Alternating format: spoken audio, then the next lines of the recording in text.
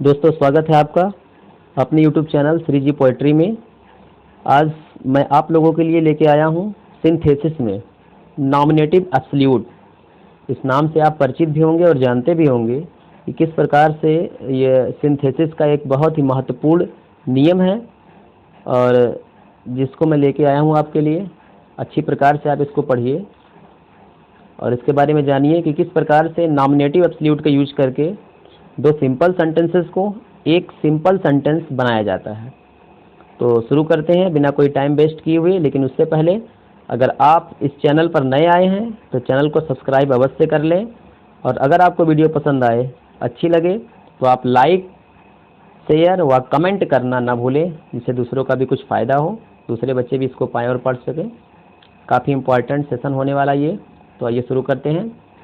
देखिए, स्टार्ट करते हैं। यूज़ ऑफ नॉमिनेटिव एब्सोल्यूट, मतलब नॉमिनेटिव एब्सोल्यूट का प्रयोग।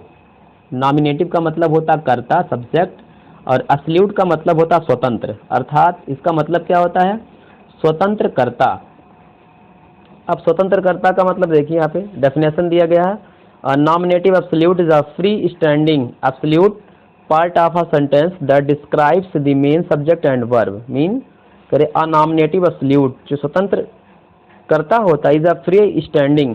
फ्री स्टैंडिंग का मतलब क्या? स्वतंत्र रहने वाला है। एब्सोल्यूट का मतलब भी स्वतंत्र ही होता है।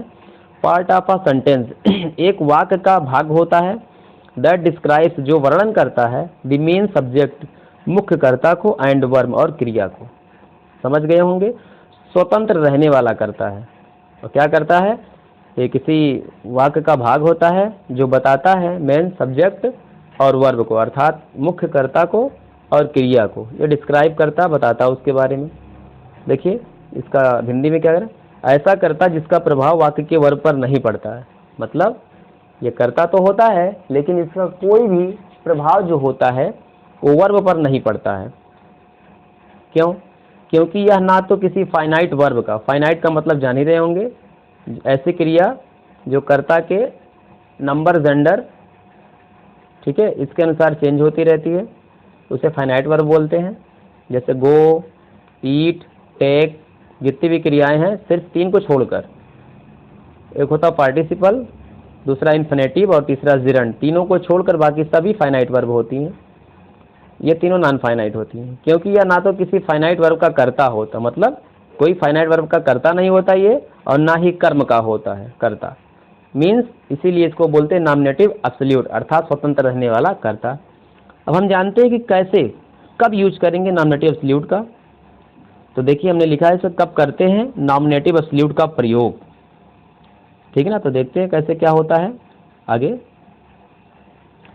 तो पहला है जब दिए गए वाक्यों के सब्जेक्ट अलग अलग हो, अर्थात अगर दो सिंपल सेंटेंस दिए गए हैं और दोनों के जो सब्जेक्ट हैं वो अलग अलग है, दोनों सेंटेंस के जो सब्जेक्ट हैं वो अलग अलग हैं, तो वहाँ पर हम नॉमिनेटिव एब्सोल्यूट का प्रयोग करते हैं। अर्थात किसी एक वाक्य के कर्ता को हम फ्री कर देते हैं, इसी को बोलते हैं नॉमिनेटिव एब्सोल्यूट।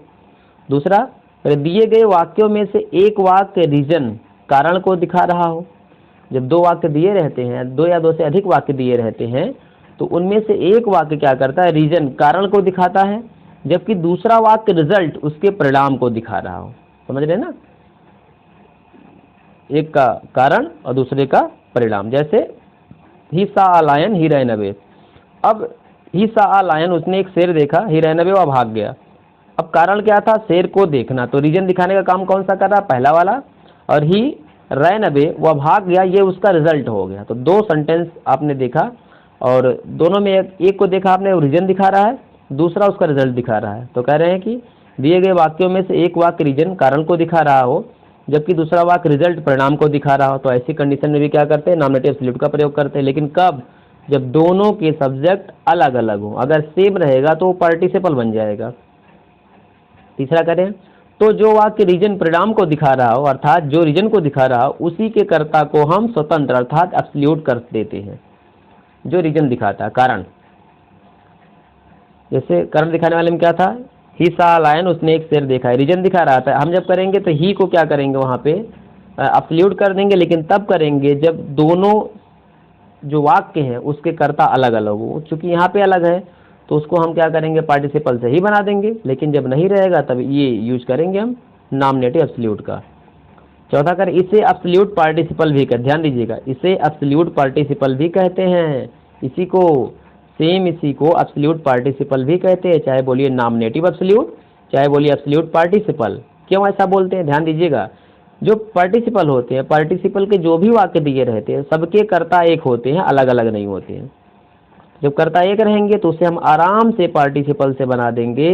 लेकिन अगर उन्हीं जो सब्जेक्ट्स हैं उन वाक्यों के, सिंपल सेंटेंसेस के, वो अलग अलग हैं, तो हम उसे कैसे करते हैं, एब्सोल्यूट पार्टिसिपल का नियम करके बनाते हैं। इसी को हम क्या बोलते हैं, नॉमिनेटिव एब्सोल्यूट का प्रयोग करके बनाते हैं। अंतर केवल इतना है कि इसमें दोनों वाक्यों के सब्जेक्ट अलग अलग होते हैं। देखिए मैंने बताया आपको कि जो पार्टिसिपल होता है उसमें सब्जेक्ट जो होते हैं वाक्यों की वो सेम होते हैं, लेकिन जब अलग अलग हो जाते हैं तो क्या करते हैं, हम उसको नॉमिनेटिव एब्सोल्यूट से बनाते हैं। उसी को बोलते हैं एब्सोल्यूट पार्टिसिपल भी कहते हैं। तो आइए शुरू करते, देखिए क्या क्या होता है इसमें। तो पहला जो हमारा है एब्सोल्यूट प्रेजेंट पार्टिसिपल। तो देखिए बनाने का नियम क्या, एब्सोल्यूट सब्जेक्ट रहता है पहले, उसके बाद बीइंग लगा करके, फिर उसके बाद प्लस लगा करके जो भी उस वाक्य का शेष भाग रहता है उसे लगाते, फिर कॉमा लगाते हैं, और कॉमा लगाने के बाद दूसरे वाले वाक्य को लिख के फुल स्टॉप लगा देते हैं। देखिए यदि रीजन परिणाम दिखाने वाले वाक्य में, ध्यान दीजिएगा, जो रीजन दिखा रहा हो, परिणाम दिखा रहा, उस वाक्य में बी फॉर्म का मतलब जानते हैं, इज़ वाज वर होते हैं, मेन वर्ब के रूप में कार्य करे, तो बी जो होता है, बी फॉर्म का मतलब is am are was were, जहाँ भी बी लिखा रहेगा इसका मतलब is am are was were को बीइंग में बदल कर उस वाक्य के कर्ता को स्वतंत्र कर देती है। मतलब जिसमें इज एम आर लगा रहेगा उसे हम क्या करेंगे, बीइंग में बदल देंगे, और उसके कर्ता को क्या करेंगे, नॉमिनेटिव एब्सोल्यूट अर्थात फ्री कर देंगे, स्वतंत्र कर देंगे। एग्जाम्पल देखिए, इट वाज अ हॉलीडे, या छुट्टी का दिन था, we did not go to school. ध्यान दीजिएगा ये रीजन है, इट वाज अ हॉलीडे ये रीजन है, कारण बता रहा है, और इसका रिजल्ट क्या है, परिणाम क्या है कि we did not go to school, हम विद्यालय नहीं गए। तो ये रीजन बता रहा है और इसमें रिजल्ट मिल रहा है। तो जो रीजन बता रहा है इसी के कर्ता को क्या करेंगे, एब्सोल्यूट करेंगे। अब देखिए इसमें क्या लगा हुआ, वाज क्या होता है, बी फॉर्म का होता है, तो बी को क्या करेंगे, बीइंग कर देंगे, बीइंग। तो क्या करेंगे, इट देखिए हमारा जो यहाँ पे है वो हो जाएगा एब्सोल्यूट सब्जेक्ट, मतलब क्या होता है इसका, इसको फ्री कर देंगे, इट लग गया, वाज के स्थान पे बीइंग, इट बीइंग।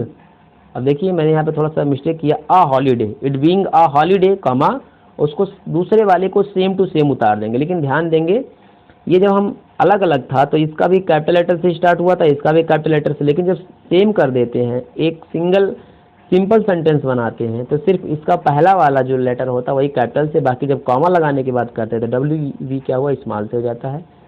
वैसे आपको आपकी जानकारी के लिए बताया, थोड़ा सा मिस्टेक यहाँ पे हुआ है। वी जो है, आई और वी हमेशा कैपिटल में होता है जहाँ भी आए, तो इसे भी क्या करेंगे, यहाँ पे वी कर देंगे, बाकी कुछ भी आएगा तो स्मॉल से कर देंगे, प्रॉपर नाउन को छोड़कर। दूसरा है द टीचर वाज एब्सेंट, अध्यापक क्या था, अनुपस्थित था। The boys did not work, यहाँ देखिए रीजन, इसका रिजल्ट, रीजन क्या, टीचर अनुपस्थित था, रिजल्ट क्या आया, बच्चों ने कार्य नहीं किया। तो क्या करेंगे, जो वाज उससे बीइंग बदल देंगे, बाकी सब कुछ वैसा ही रहेगा। The teacher being absent comma the boys did not work, अब दी जो है इसे स्मॉल से कर देंगे और बन गया हमारा प्रेजेंट पार्टिसिपल। तो ध्यान दीजिएगा एब्सोल्यूट प्रेजेंट पार्टिसिपल आपने देखा, अच्छे से समझ में भी आपको आया होगा, ज़्यादा दिक्कत नहीं इसमें है, आसानी से आप कर ले जाएंगे। आइए अब शुरू करते हैं एब्सोल्यूट परफेक्ट पार्टिसिपल। यदि रीजन दिखाने वाला वाक्य एक्टिव वॉइस में हो तो उसके सब्जेक्ट को लिखकर हैविंग के साथ वर्ब की थर्ड फॉर्म को लगाकर उस वाक्य कर्ता को स्वतंत्र कर देते। ध्यान दीजिएगा परफेक्ट पार्टिसिपल में यदि रीजन दिखाने वाले वाक्य एक्टिव वॉइस में हो तो उसके सब्जेक्ट को लिखकर हैविंग के साथ वर्ब की थर्ड फॉर्म को लगाकर उस वाक्य कर्ता को स्वतंत्र करते हैं। देखिए एब्सोल्यूट सब्जेक्ट हो जाएगा, हैविंग लगेगा, एमबी की थर्ड फॉर्म लगेगी, शेष वाक्य लगेगा, कॉमा लगेगा, दूसरा वाक्य आएगा, फुल स्टॉप लगेगा। एग्जाम्पल देखिए, दी सन रोज वी गॉट अप, सूर्य निकला हम उठ गए, एक काम पूरा हुआ, दूसरा है फिर क्या हुआ, उसके बाद कुछ समय के पश्चात शुरू हो रहा है। तो कहने का मतलब ये सन रोज जो है ये रीजन है, तो इसका रिजल्ट क्या है, उठना, ध्यान है। तो ये परफेक्ट पार्टिसिपल का ध्यान दीजिएगा। तो क्या करेंगे, यहाँ पे लगा देंगे हैविंग, दी सन को एब्सोल्यूट सब्जेक्ट बनाएंगे, फ्री कर देंगे, दी सन हो गया, और हैविंग रोज का थर्ड फॉर्म रीजन, राइज रोज रीजन, रीजन कर देंगे, दी सन हैविंग रीजन कॉमा लगाएंगे वी गॉट अप। ध्यान दीजिएगा यहाँ भी वी कैपिटल से ही रहेगा, हमने बताया था आई और वी हमेशा कैपिटल में रहता है, बाकी सब स्मॉल में। तो अगला है दी सनसेट, सूर्यास्त हो गया, दी stars came up in the sky, और जो तारे हैं वो आकाश में निकल आए। अब देखिए क्या करेंगे हम, the sun having set, active voice में क्या करें, the sun having set comma the stars came up in the sky. यहाँ देखिए दी को हमने स्मॉल से कर दिया, आप जानते हैं। अब दूसरा करें, यदि रीजन दिखाने वाला वाक्य पैसिव वॉइस में हो तो सब्जेक्ट को लिखकर हैविंग प्लस बीन के साथ वर्ब की थर्ड फॉर्म लिखकर उस वाक्य के कर्ता को स्वतंत्र करते हैं। ध्यान दीजिएगा हैविंग लगाते थे, एमबी की थर्ड फॉर्म लगाते थे, अब अगर पैसिव वॉइस में रहेगा तो बीन लगा देंगे, उसके बाद वर्ब की थर्ड फॉर्म लगाकर उस वाक्य के कर्ता को स्वतंत्र करते हैं। और ध्यान दीजिएगा उसी वाक्य के कर्ता को स्वतंत्र करते हैं जो रीजन बताता है, रिजल्ट वाले को नहीं। देखिए आगे, absolute subject plus having been, एमबी की थर्ड फॉर्म, उसका शेष वाक्य फुल स्टॉप लगेगा, फिर कॉमा नहीं फुल स्टॉप नहीं लगेगा, फिर वो जो शेष वाक्य उसे लगाने के बाद कॉमा करेंगे, कॉमा करने के बाद जो दूसरा वाक्य रहेगा उसको लिखेंगे, फिर फुल स्टॉप लास्ट में लगाएंगे। एग्जाम्पल देखिए, the captain was killed the army run away, और क्या हो गया कैप्टन मारा गया और उसकी सेना क्या हुई, भाग गई। यहाँ भी वाज लगा है, और जो is am are was verb वाला था उसमें भी लगा। दोनों में डिफरेंस क्या होता है, यहाँ देखिए वाज के बाद या जो भी लगा रहेगा बी फॉर्म, उसके बाद हमेशा वर्ब की थर्ड फॉर्म आएगी, लेकिन उसमें क्या होता है is am are was verb लगने के बाद यहाँ पर कोई कॉम्प्लीमेंट आता है। दोनों में अंतर ही होता है पहचानने का तरीका। तो वाज के स्थान पे हैविंग बीन लगा देंगे, द कैप्टन एब्सोल्यूट सब्जेक्ट बन गया, फ्री हो गया ये, और having been killed comma the army ran away. ध्यान दीजिएगा द आर्मी रैन अवे मतलब कप्तान के जो उनका कप्तान था उसके मारे जाने के पश्चात वो क्या हुई, भाग गई, उनकी सेना भाग गई। अगला करें, दी वर्क वाज डन, कार्य समाप्त हो गया, वी वेंट बैक होम, हम घर वापस चले गए। यहाँ देखिए वाज लगा है तो हैविंग बीन लग जाएगा, दी वर्क बन गया हमारा नॉमिनेटिव एब्सोल्यूट वाला सब्जेक्ट, और देखिए हैविंग बीन डन हो गया, उसके बाद comma we went back home, यहाँ पे भी क्या रहेगा, कैपिटल से रहेगा, कार्य समाप्त होने के पश्चात हम चले गए। आगे क्वेश्चन आपके लिए दे रहा हूँ, आप लोग इसे बताइएगा, जो भी लोग जानते हैं इसे बताएंगे, और देखते कितने लोगों का सही आता है। मैंने क्वेश्चन दिया है, क्वेश्चन एब्सोल्यूट पास्ट पार्टिसिपल क्यों नहीं बनता। आपने देखा होगा एब्सोल्यूट प्रेजेंट पार्टिसिपल बना, एब्सोल्यूट परफेक्ट पार्टिसिपल बना, लेकिन एब्सोल्यूट पास्ट पार्टिसिपल क्यों नहीं बनता, इसका उत्तर आप दीजिएगा। चलिए धन्यवाद तब तक के लिए, और मिलते हैं नए सेशन में फिर एक नए टॉपिक के साथ। Bye bye.